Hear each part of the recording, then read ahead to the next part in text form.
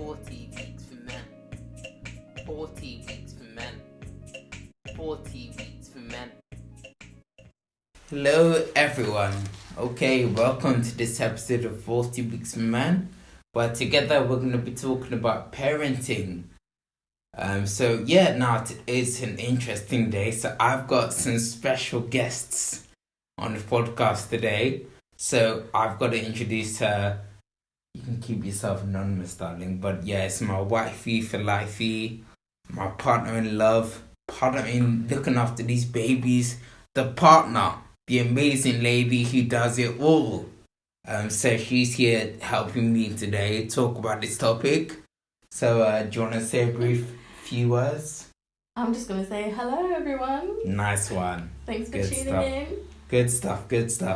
Also, my baby is here, and sometimes she can be a bit loud, but hopefully she'll be alright.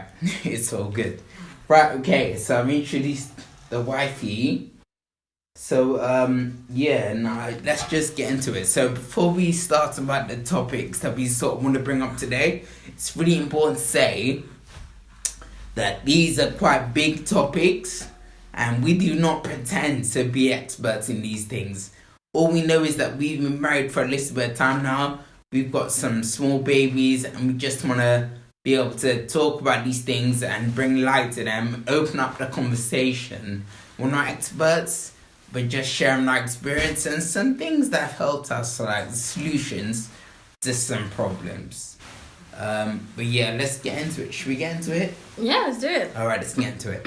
So the first one we sort of wanted to talk about was this idea of mutual respect.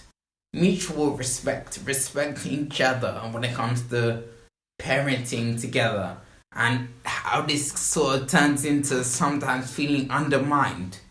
Do you want to say your perspective on that? I'm glad you put that caveat. Obviously, our relationship is going to be different to everybody else's. Yeah. But I think it's important to consider each person is coming from their own context. So understanding how I was raised, understanding how your partner's been, how you've been raised and how your partner have been raised is completely different. Yeah. And sometimes it takes a bit of communication to figure out what is going to be our norm in our home. Yeah. There's so many things that you bring in, just kind of baggage, that you don't realise that you might be replicating things that you don't want to take place in your home.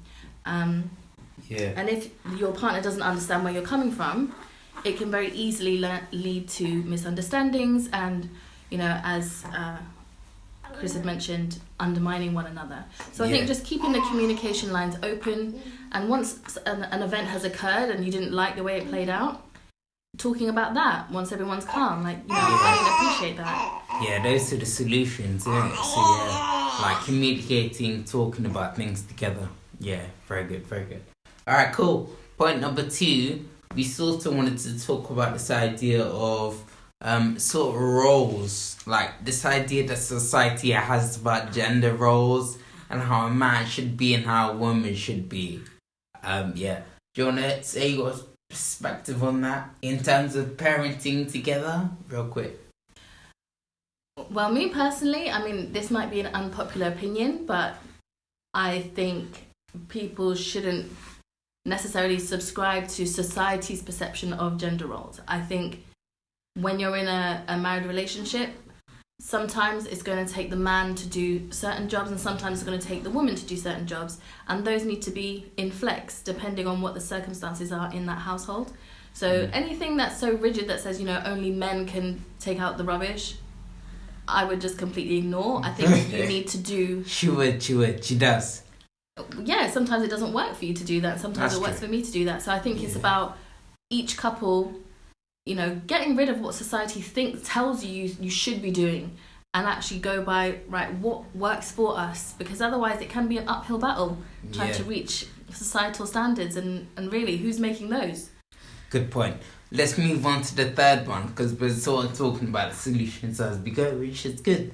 So the third one is this idea of the difference between parenting styles We sort of alluded to it when we talked about the first point, but this idea of like parenting styles. So like somebody might be the disciplinarian, really strict.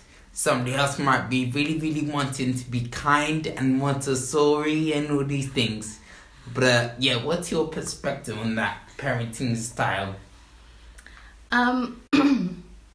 I think what's so interesting about this topic is you just don't know until you are in the thick of it, raising your kids, how you're going to be. I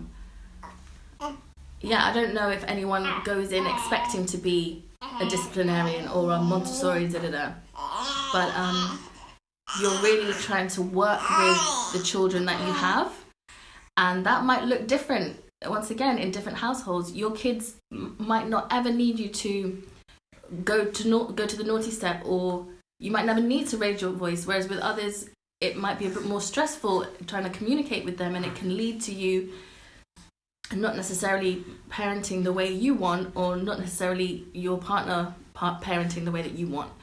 So, as mentioned before, I think it comes down to, again,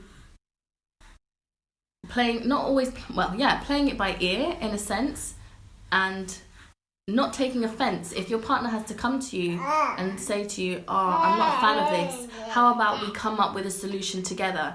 I'll go away and do some research, you go away to do some research, and you treat it almost like a case study to find out what's going to be the best result for your child. I agree, darling. Thinking about solutions, I think it would be really interesting to think what the listeners think about what kind of solutions they found, because I'm sure differences in parenting styles are not just unique to our situation. I think also it's going to be like across the board.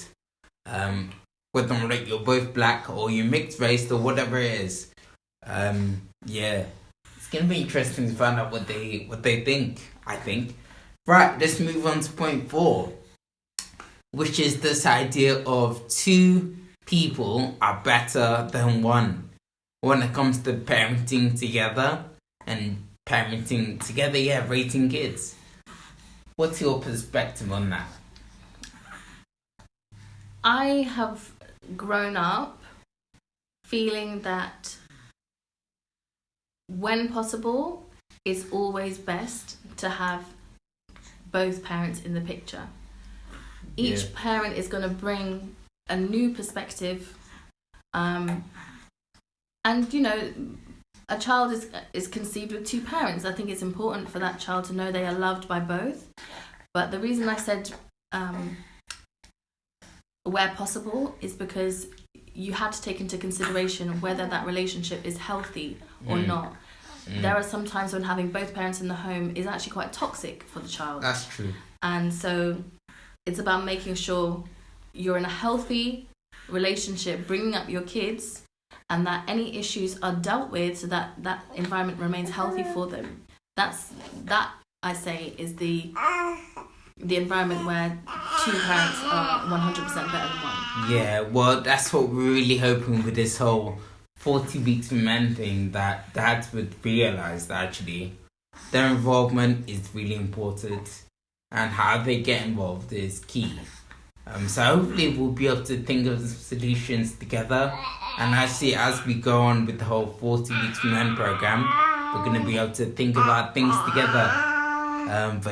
Please watch this space for much, much more. Bye.